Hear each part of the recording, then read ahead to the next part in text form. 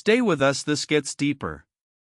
Did you know that King Leopold II of Belgium was responsible for the deaths of an estimated 10 million Congolese people? This is just one example of the countless atrocities committed during the colonial era, crimes that have largely gone unpunished and often unacknowledged. Welcome to the History, Mystery and Crime channel, where we delve into the shadows of the past to uncover the truth.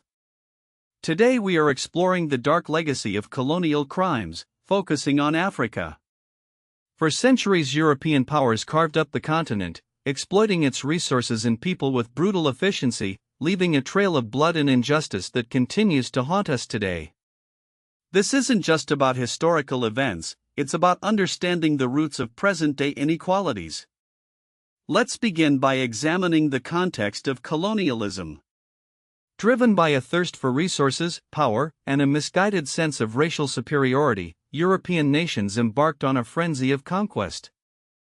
Africa, rich in minerals, land, and labor, became the prime target. The Berlin Conference of 1884 to 1885 formalized this scramble, with European powers arbitrarily dividing the continent among themselves, completely disregarding existing political and social structures. One of the most horrific examples of colonial brutality is the Congo Free State, ruled as a personal fiefdom by King Leopold II of Belgium. His insatiable greed for rubber led to the systematic enslavement, mutilation, and murder of millions of Congolese people. Villages that failed, but here's what they never wanted you to know.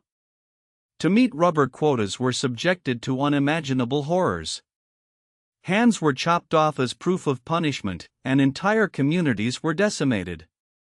While Leopold profited immensely, the Congo became a land of terror and despair. The Herero and Namakwa genocide in German Southwest Africa, now Namibia, is another stain on colonial history.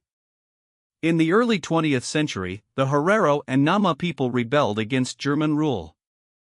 The response was swift and brutal.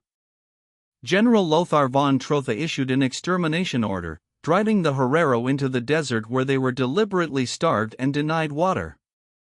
Thousands perished. The Nama, who also resisted, suffered a similar fate. This was not simply a military campaign, it was "stay with us, this gets deeper." A deliberate attempt to eliminate entire ethnic groups. In Algeria, French colonial rule was marked by systematic discrimination and violence.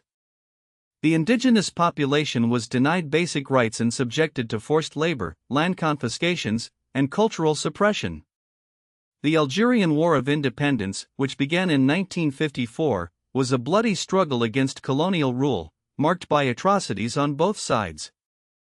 The French army used torture and extrajudicial killings to suppress the rebellion, leaving deep scars on Algerian society. These examples are just the tip of the iceberg. From the Mau Mau uprising in Kenya to the Maji Maji rebellion in Tanzania, African resistance to colonial rule was met with ruthless repression.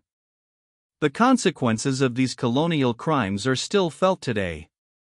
Artificial borders drawn by European powers have fueled ethnic conflicts. Economic exploitation has left many African nations impoverished and dependent on foreign aid. The psychological trauma of colonialism continues to affect generations. So why have these crimes gone unpunished? There are several reasons. Firstly, the perpetrators were often shielded by the power and prestige of their respective colonial empires. Secondly, there was a lack of international legal mechanisms to hold individuals and states accountable for crimes committed in colonial territories.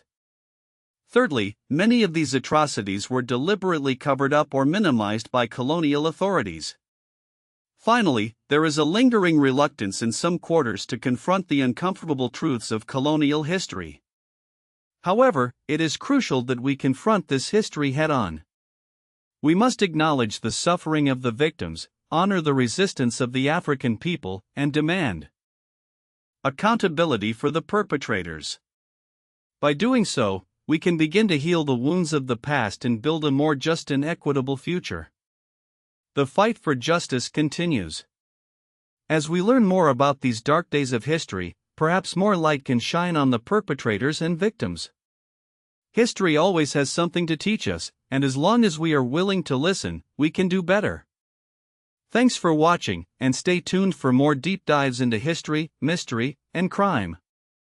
Until next time, keep seeking the truth.